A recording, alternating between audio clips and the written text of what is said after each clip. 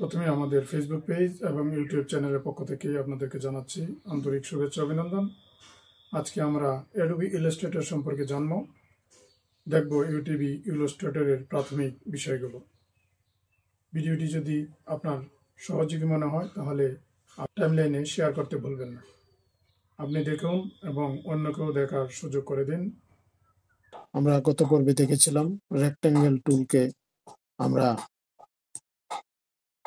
Draw করে সেই rectangle টুলের স্ট্রোক এবং ফিল কালার এবং বিভিন্ন সিলেকশন টুল দিয়ে বিভিন্ন রেক্ট্যাঙ্গেল টুলকে বিভিন্ন সাইজ কিভাবে করি সেই বিষয়গুলো আমরা দেখেছিলাম। আজকে আমরা আরেকটি নতুন বিষয় দেখব, সেটি হচ্ছে আমরা এখান থেকে যদি একটা রেক্ট্যাঙ্গেল ড্র করি, আমরা যদি শিফট বাটন চেপে রেক্ট্যাঙ্গেল ড্র করি তাহলে এটা দেখবেন চারদিক দিয়ে একই সমান দূরত্বে রেক্ট্যাঙ্গেলটি ড্র হবে। আবার আমরা যদি রেক্ট্যাঙ্গেলের পরিবর্তে আমরা যদি ইলিপস টুল ড্র করি শিফট চেপে, তাহলে দেখেন আমরা মাউসটা যেখানে ধরলাম সেটা কিন্তু নিচ দিক থেকে চলে আসছে। রাউন্ডটা চারদিক দিয়ে সমান, বাট সেটা নিচ দিকে চলে আসছে। আপনাদের সুবিধার জন্য আমি আবার ড্র করছি। আমি কিবোর্ড থেকে শিফট বাটন চেপে ধরলাম, শিফট ধরে আমি যদি মাউসের ক্লিক করে আমি যদি ড্র্যাগ করি তাহলে দেখেন আমার মাউসটা যত নিচ দিকে যাচ্ছে, আমাদের ইলিপ টুলটাও কিন্তু নিচ দিকে যাচ্ছে। সেটা হচ্ছে শিফটের কাজ। আবার সেই এই ইলিপস টুলটাই আমরা যদি শিফট এবং অল্টার চেপে ধরে, আমাদের কিবোর্ডে শিফট এবং অল্টার চেপে ধরে আমরা যখন মাউসটা ড্র্যাগ করব তখন দেখেন আমার মাউস বাটনটা কিন্তু এরকম ছিল, অনেকটা প্লাসের মতো। কিন্তু আমরা যখন শিফট এবং অল্টার চেপে ধরলাম তখন দেখেন সেই প্লাসের চারদিক দিয়ে আরো ছোট ছোট কিছু দেখা যাচ্ছে। এখন যদি আমরা ড্র করি দেখেন আমাদের মাউসের পয়েন্টার থেকে চারদিকে সেই ইলিপসটা বড় হচ্ছে। আমরা যদি এখন ড্রটা ছেড়ে দিই তাহলে দেখেন আমাদের মাউস পয়েন্টার এটা ছিল, এটাকে কেন্দ্র করেই কিন্তু আমাদের সেই ইলিপসটা তৈরি হয়েছে। আমাদের ডিজাইন তৈরি করতে গেলে অনেক সময় শিফট এবং অল্টার শিফট সেই দুটা মাধ্যমেই ডিজাইন তৈরি করতে হবে। সেজন্য আপনাদেরকে আমি বুঝিয়ে দিলাম শিফট এবং অল্টারের কাজটা কি। আবার ধরুন আমরা যদি শিফট এবং অল্টার না চেপে ইলিপস টুল ক্লিক করে যদি ড্র করি দেখেন কি হয়। এটা কিন্তু এটা আমার ইচ্ছা মতো আমরা যেদিকে মাউস ঘোরাচ্ছি সেদিকেই সেই শিফটটি ড্র হচ্ছে। সেটা হচ্ছে মাউসের কাজ। আর শিফটের কাজ আগে দেখিয়ে দিলাম, অল্টার শিফটের কাজও দেখিয়ে দিলাম। এখন আমরা যদি আমাদের কাজের প্রয়োজনে আমরা একটা রেক্ট্যাঙ্গেল ড্র করি, আমি আজকে রেক্ট্যাঙ্গেল ড্র করে আপনাদেরকে একটি ছোট ডিজাইন তৈরি করে দেখাই। গত পর্বে আমরা দেখেছিলাম যে আসলে একটা রেক্ট্যাঙ্গেল দিয়ে একটা ইলিপস কিভাবে তৈরি করেছিলাম। আজকে আমরা দেখব আরো একটি জিনিস রেক্ট্যাঙ্গেলেরই। আমি ধারাবাহিকভাবে আসলে টুলগুলো সম্পর্কে একটু আগাবো আপনাদের সুবিধার জন্য। রেক্ট্যাঙ্গেল টুলটা আমি একটু আগে যেটা দেখালাম ইলিপস, রেক্ট্যাঙ্গেল টুল আমরা যদি আমাদের ইচ্ছা মতো মাউস ড্র্যাগ করি তাহলে কিন্তু ইচ্ছা মতো সেই শেপটা ধারণ করবে। যেভাবে খুশি এইভাবে আমরা মাউস নিতে পারবো।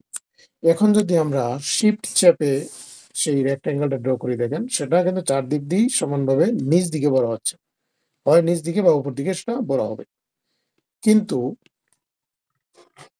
আমরা যদি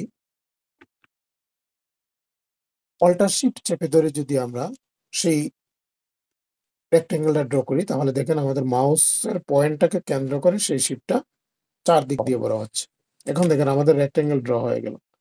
সেই রেক্ট্যাঙ্গেলকে আমরা এখন অন্য একটি শিপে কনভার্ট করবো। দেখেন আমরা রেক্ট্যাঙ্গেলকে ড্র করে আমরা কিন্তু ডিরেক্ট সিলেকশন টুল দিয়ে আমরা আগে দেখেছিলাম যদি কোনো একটা পয়েন্টকে সিলেক্ট করে সেই ডিরেকশন টুল দিয়ে আমরা যদি সেটাকে কার্ভ করতে চাই আমরা কিন্তু সেই কার্ভটা করতে পারি। আমরা দেখেন গত পর্বে কিন্তু এইভাবে দিয়ে ওই কর্নারটা নিয়ে আমরা এখানে একটা ইলিপস তৈরি করেছিলাম। আজকে দেখেন আমরা এখানে আরেকটা ডিজাইন তৈরি করছি, সেটা দিয়ে আমরা সেই একটা সাইড আমরা ডিরেক্ট সিলেকশন টুল দিয়ে আমরা রাউন্ড করে নিলাম। এখন দেখেন এই যে এখানে একটা টুল রয়েছে, সেটা হচ্ছে লাইন সেগমেন্ট টুল। সেই লাইন সেগমেন্ট টুল ক্লিক করে আমরা যদি মাউসটা ড্র্যাগ করি, তাহলে দেখেন সেই ধরনের একটি শিপ আসলো। এখন দেখেন আমরা যদি একটু জুম করে দেখাই, দেখেন আমাদের সেই দুটা পয়েন্ট কিন্তু মিলিত হয় নাই, আনুমানিকভাবে ড্র করা হয়েছে, এখন মিলিত হয় নাই। এখন আমাদের কাজ হলো সেই শিপটাকে মিলিয়ে দেওয়া।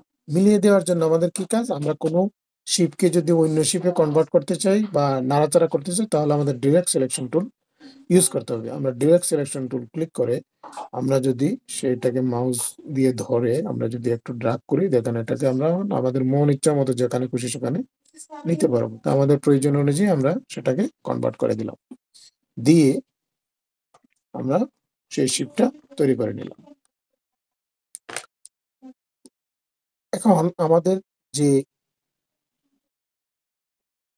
লাইনটা এখানে ড্র করা হলো, সেই লাইনেই ধরেন আমরা তীর ধনুক অনেকে দেখেছি, সেই তীর ধনুকটা আমরা এখানে দিতে চাচ্ছি।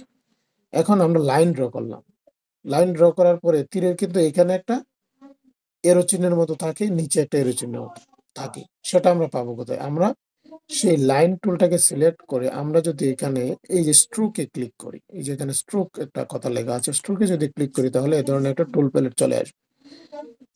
সেই টুল প্যালেটে আমরা যদি এখানে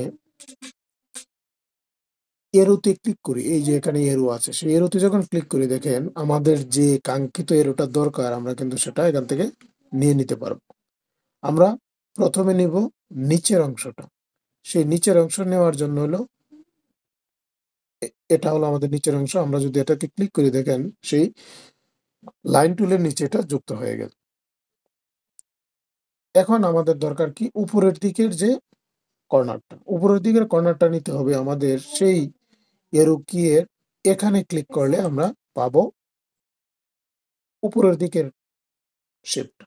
এখান থেকে আমাদের চয়েস মতো ধরেন আমরা এটা নিলাম, আমরা এখানে এটা ক্লিক করে দিলাম, সেটা আমাদের কিন্তু একটা এরো মানে ইয়ের মতো হয়ে গেল, তীর ধনুক হয়ে গেল। এখন আমাদের কাজ কি দেখেন, এখন ধরেন আমাদের কাজের প্রয়োজনীয় আমাদের তীর ধনুকের সেই যে পয়েন্টটা এটা একটু বড় করা দরকার। বড় করা ধরার জন্য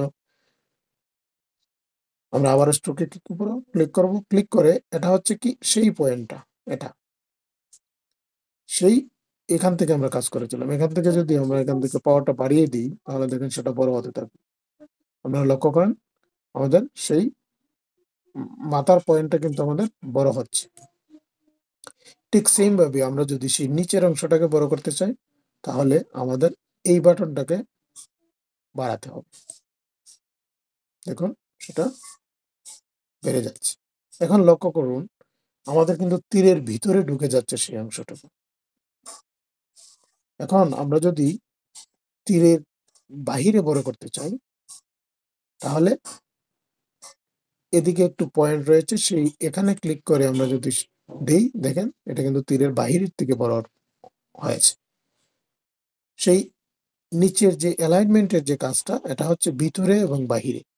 আপনি কি ভিতর দিকে বড় করতে চান নাকি বাহিরের দিকে বড় করতে চান? যদি আমরা আবারও এখানে ক্লিক করি তাহলে দেখেন সেটা ভিতরে চলে যাবে, আর যদি আমরা এখানে ক্লিক করি তাহলে সেটা বাইরে চলে আসবে। সেই বিষয়টি হচ্ছে আমাদের এরো চিহ্নের কাজ এবং কিভাবে তীর তৈরি করা যায়। এভাবেই আমরা রেক্ট্যাঙ্গেল দিয়ে বিভিন্ন শেপ তৈরি করতে পারি। ধন্যবাদ আমাদের পাশে থাকার জন্য। আজকে এ পর্যন্তই। আগামী পর্বে আমরা আরেকটি টুল নিয়ে আলোচনা করব। সবাই ভালো থাকবেন। ভিডিওটি যদি ভালো লেগে থাকে তাহলে লাইক, কমেন্ট এবং শেয়ার করতে ভুলবেন না। আমাদের পাশেই থাকুন, আমাদের পেজটিকে ফলো করে কৃতার্থ করবেন। পরবর্তী পর্বগুলো পেতে আমাদের পাশেই থাকুন।